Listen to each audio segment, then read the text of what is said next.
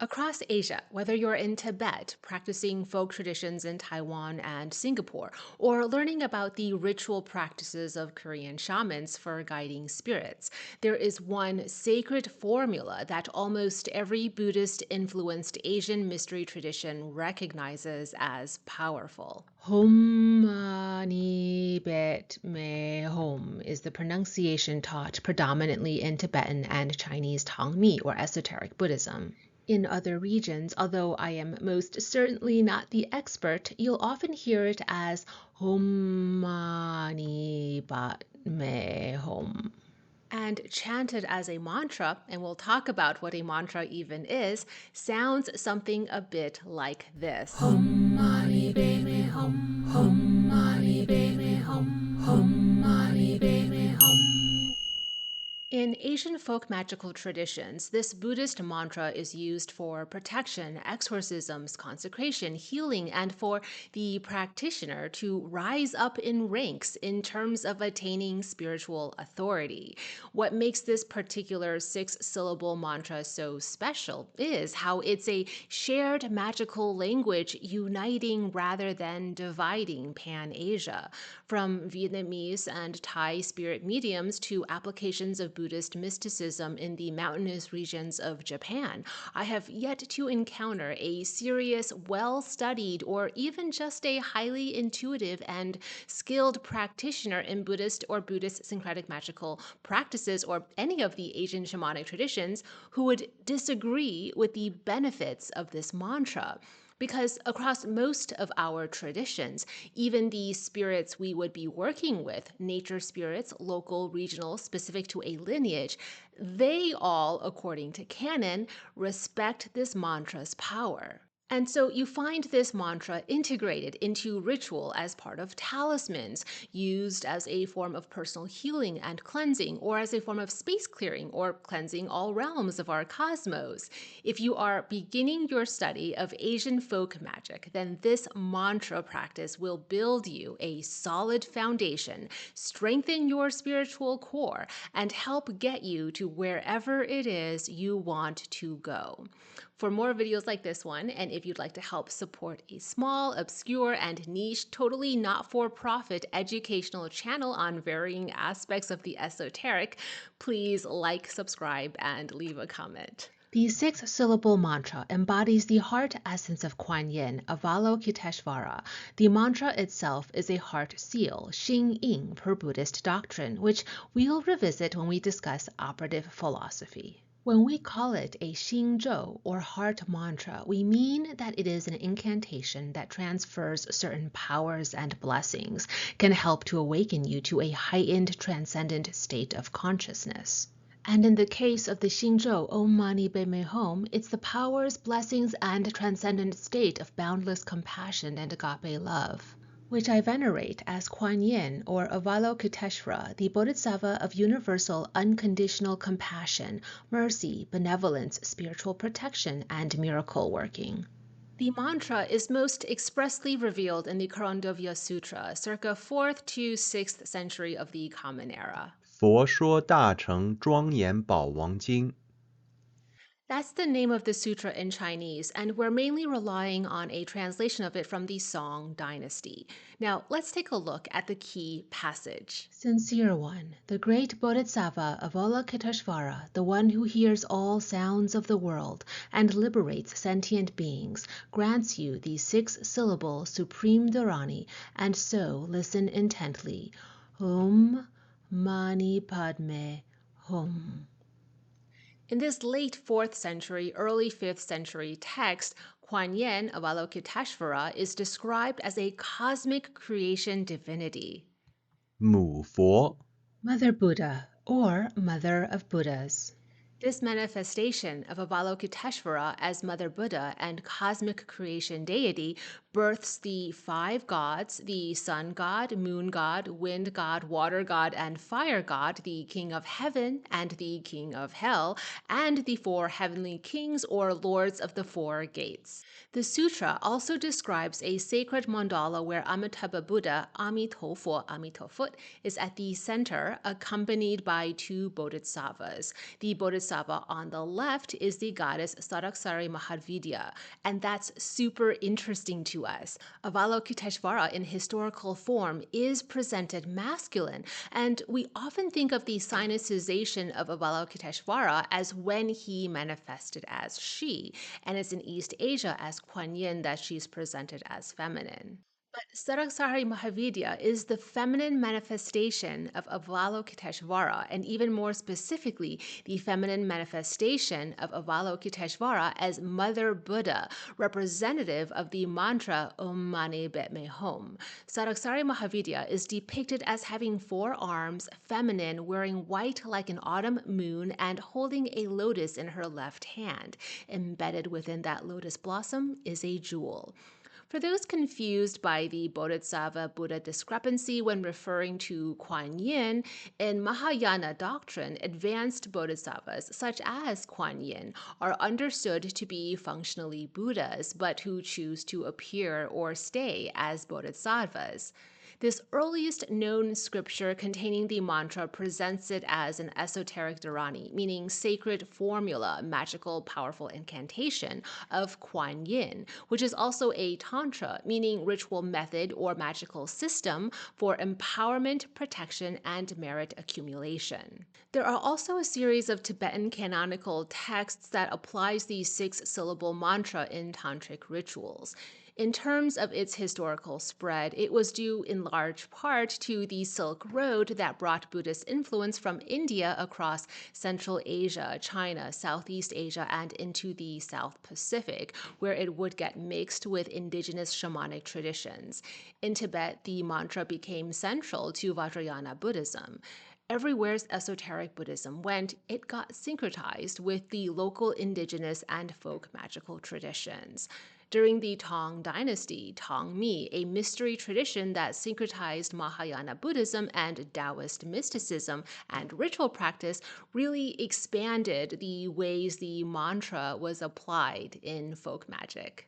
The mantra isn't a literal sentence. It's more like a vibrational formula, certain musical sounds evocative of ancient memories resident in the divine seed within us. Hum originates from Vedic traditions and is a primordial sound of the cosmos as it was first forming, and thus is the sound of awakening. It's the sound of transcendent consciousness. It's also an invocation, a petition to say, I hereby align with.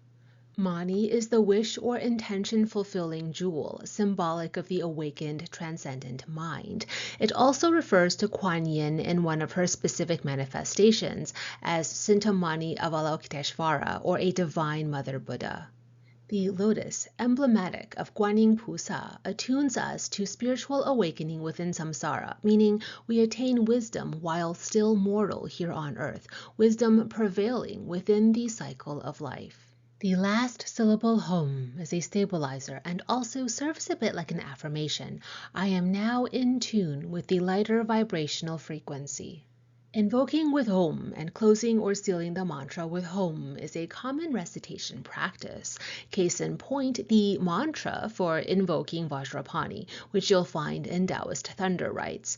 Hum Yomontaka Hum is channeling the nemesis of death to be a destroyer of death, a wrathful protective deity that advanced esoteric Buddhist practitioners will work with. Or for another example, Vajrasattva, a practice found in esoteric Buddhism for mastery over the occult. The first syllable, Om, is attuning you or establishing your access to the celestial realm and attuning you for spiritual transcendence.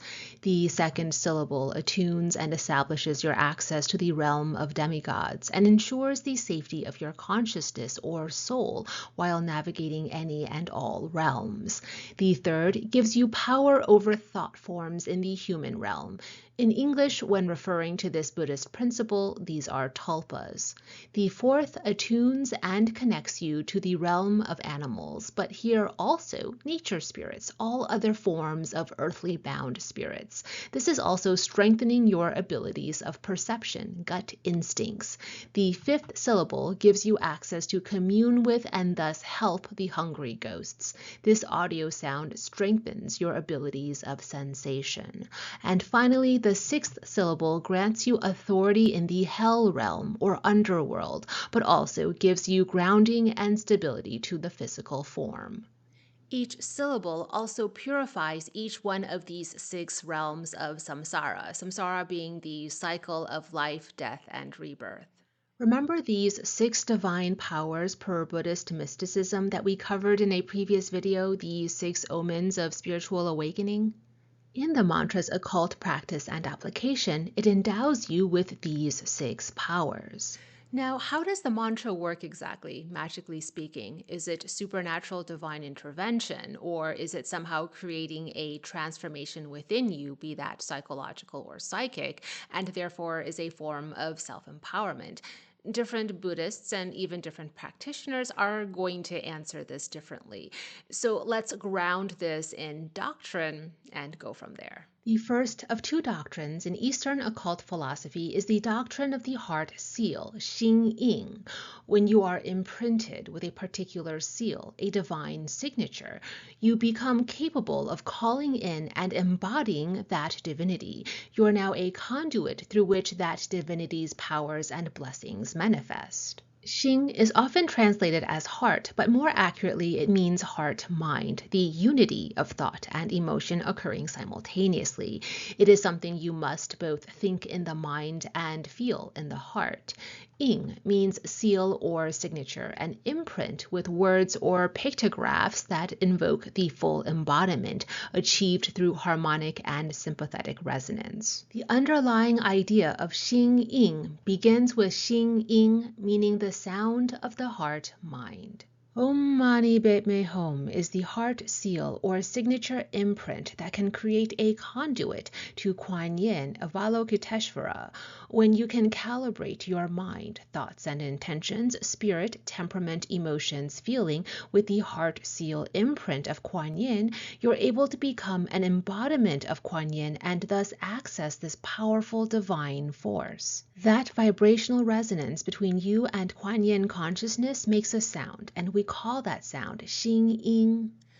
Thus, recitation is not merely about words. It requires the full engagement of body, that is the sensation of the mantra, mind or heart-mind, thoughts and emotions in united intention, and sound, because Om Mani Padme Hum is sacred speech.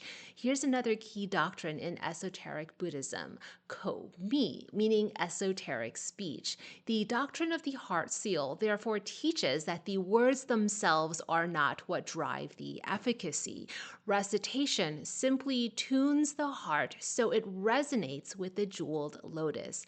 In other words, precise pronunciation is less important than sincerity of intention. So yes, the sequence of words of the mantra matter because it's a formula, but it's not the chanted words themselves. It's the Koumi you're speaking from. And that Koumi can only be spoken from the heart. The core tenet of the heart seal is transmission from heart to heart without reliance on words or speech.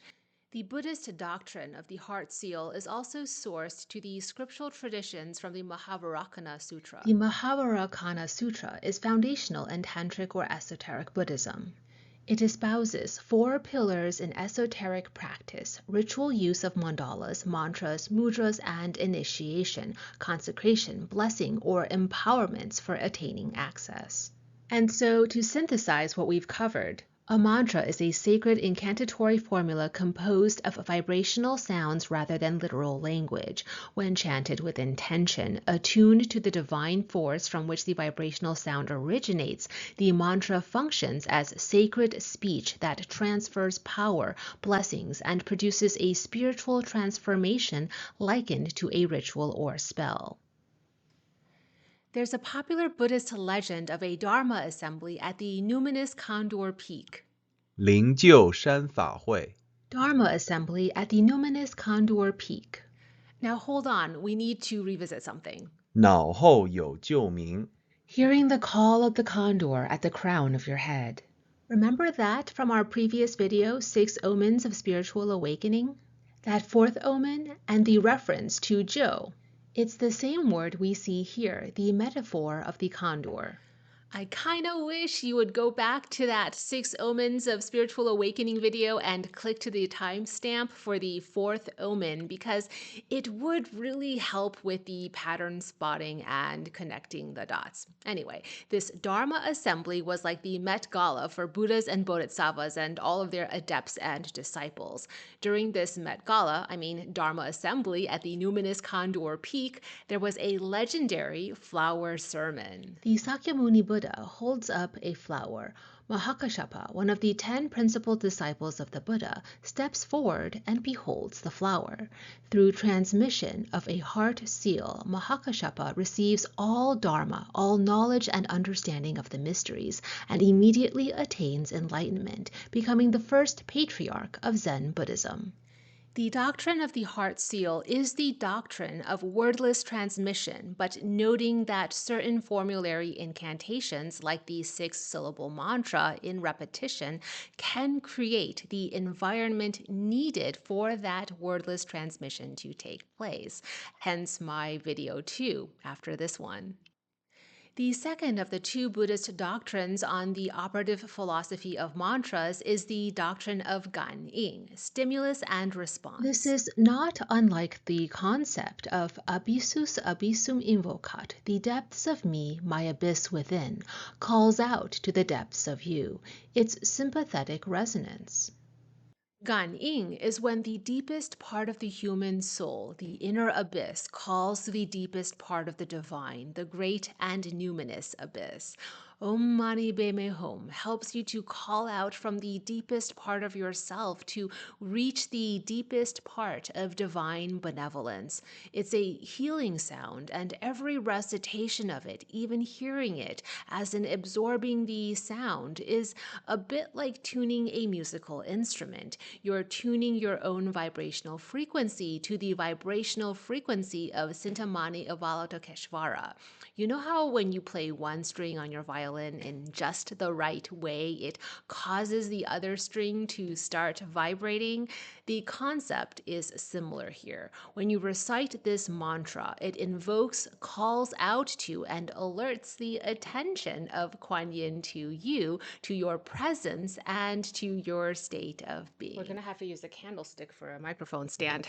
As for why the Om Mani Padme Hum mantra placates spirits per Buddhist cosmology, it's because it's the premise that menacing spirits are not evil, they're suffering, and one of the most powerful divinities in this universe to placate suffering spirits is Kuan Yin.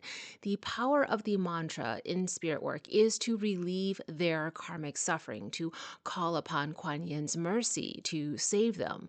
Once the spirit is no longer agitated, they no longer agitate you. Each recitation, from an esoteric Buddhist perspective, grants you attunement, access, power, and authority in each of the 6 realms. We also talked about how it helps in the spiritual cultivation of these 6 powers.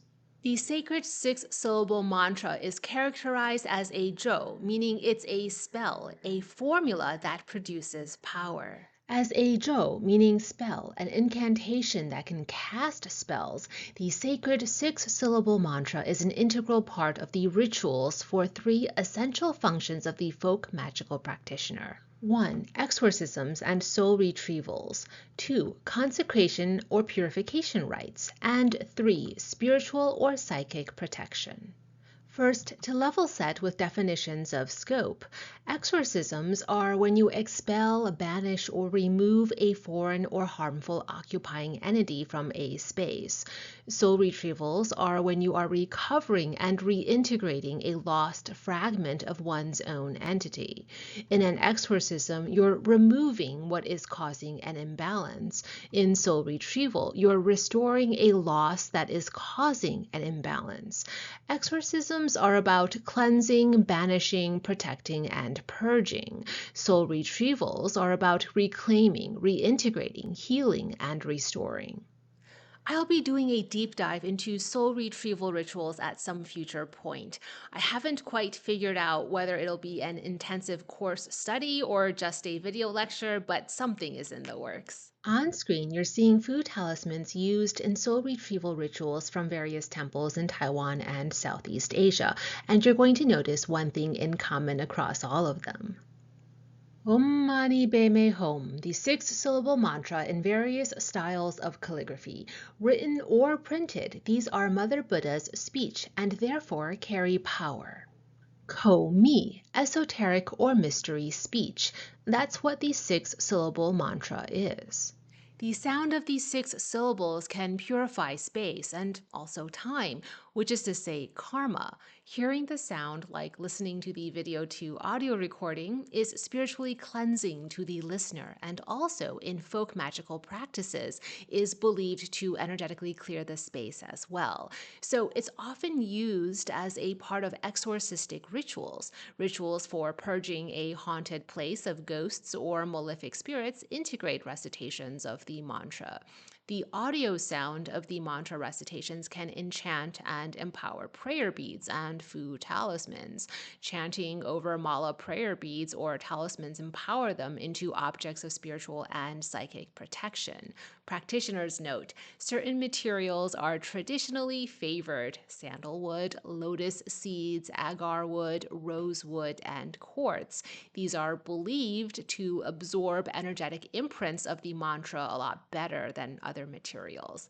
For practitioners of shamanic traditions, bone beads are preferred. More fun applications. Because the mantra placates unruly spirits in parts of Asia, you'll find shop owners playing audio recordings of the Om Mani Padme Hum chant continuously to placate spirits in the area and prevent spirit disturbances, especially during Ghost Month.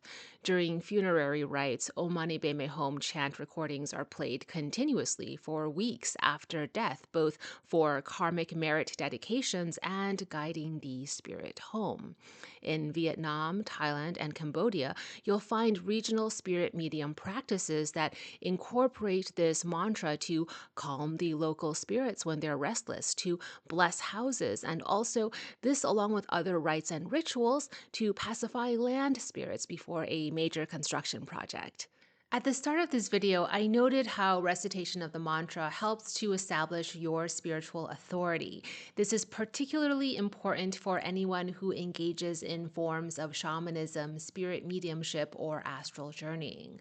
Recitation of the mantra changes your spiritual vibrational frequency or imprint, so it is more, well, in a manner of speaking, more bodhisattva-like, and so you gain more access to places in the spirit realm, and you're able to command more authority with spirit entities. I think if you speak to most native practitioners of any form of Asian folk magic, and I say this knowing that it risks overgeneralization, a common consensus is that the six-syllable mantra is this beautiful, gentle, guiding light of healing practice, but also it's one of the most powerful forms of defense in spiritual warfare. My earliest memories of this mantra are from summers at Buddhist monasteries, having to wake up at the crack of dawn to do Shaolin, eat a vegan breakfast, and then chant Om Mani Padme Hum for an hour at the age of 10. As Haiwai, or international kids from overseas who spoke English, we thought we were being really clever and rebellious by chanting "Oh Mommy Bring Me Home" instead. When I was putting this video together, I tapped several of my friends from my monastery days and my sisters who also went to monastery to listen to the audio chant I made. Basically, all of them joked, "Oh, so those are the actual words to the chant. I've only ever chanted 'Oh, mommy, take me home,' that I never actually learned these six syllables." And funny enough, it is unintentionally deep. "Oh, mommy, bring me home," or "Oh, mommy, take me home." We're calling out to a maternal figure to take us home, to bring us back to union and reunion with the divine. Not to mention, Kuan Yin manifesting as the jeweled lotus is the Mother Buddha. So maybe "Oh Mommy Take Me Home" is just as effective spiritually as "Oh Mani Be Me Home." Who knows? Now, on a serious note, if you can encode this mantra into your muscle memory and really fully integrate it into your consciousness, it does amazing things. If and when you have to negotiate with spirits or demons, this transcendent embodiment of Kuan Yin consciousness really persuades them to listen.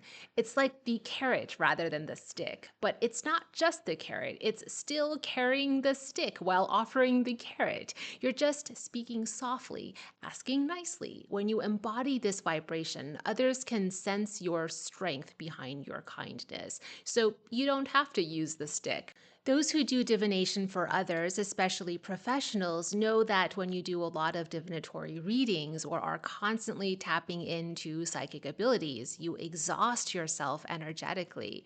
I've found that my endurance for doing divinatory reading is expanded tenfold through routine core strengthening with this mantra. It also strengthens my intuitive or psychic abilities, my abilities to call and petition spirits in ritual, and to craft protection talismans for my loved ones. I've had to clear homes of hauntings with the mantra recitation. It's step one before going in with sutras. It's also a way for calling in spiritual reinforcement. Now let's talk about how you can begin attuning to and receiving empowerments from the mantra. One of the most common questions is, how long do you need to recite or listen to the mantra before it takes effect? There's no single answer. It depends on your disposition and what needs purification. It's like asking how long it takes to clean and renovate a room. Well, how messy was it to begin with, and what sort of renovation project is it? Two factors matter the most. One, the condition of what is being purified, and two, what it takes for you to bring body, thought, emotion, and sound into alignment. The effect does begin to take immediately, but it may take some time before you notice or can feel the palpable changes. Many Buddhist teachers recommend 10 to 15 minutes of daily listening, so that's why video 2 is a 15-minute recitation. As you listen, you may notice a growing sense of calm and stability. If you chant along, the effect can feel like gradually tuning yourself to the mantra's rhythm and resonance. And as you attune to its resonance, the sound consecrates and heals. You know, repetitive weight training? This is like repetitive core spiritual strengthening. For those who are highly sensitive and intuitive, give this a try. Go into a room, get a sense of the energy level or energy imprint in that room, and then play the video 2 audio recitation in that room or space. Close the door and come back after 15 minutes. Do you sense any changes or shifts in energy in that room? Here's a practicum for you to try. Oh, look, you've got homework. You can be an overachiever and start through the waning moon, but definitely start your mantra practice on the new moon and do a minimum of 108 recitations per day daily from the new moon to the full moon. That's barely 5 minutes, not even 5 minutes a day for 15 days. Alternatively, just use the video 2 chant I'm providing, which is 15 minutes, 108 recitations tripled. What this is spiritual core strengthening. You're building up your capacity for embodiment of Kuan Yin consciousness, and also you're tuning in to the cosmic force. Now, on the full moon day, choose one of these scripts of the mantra in written form to copy. You can freehand it or trace it, up to you, but it should be your own hand moving across the paper, analog style. A supplemental companion blog post will provide the templates to download. Light incense before you start. Lighting candles helps with ambiance, helping to facilitate an altered state of consciousness. Then copy the sacred syllables while playing the mantra chant as background audio. Again, okay to trace and maybe even better to trace if it helps you to focus on tuning your thoughts, intentions, feelings, and state of mind to agape love and supernal compassion. Sorry, technology blip, lost a lot of footage. Fellow ceremonial magicians and psychic mediums are going to be chuckling with familiarity at the electromagnetic wave interferences anytime you've generated a strong psychic energy field.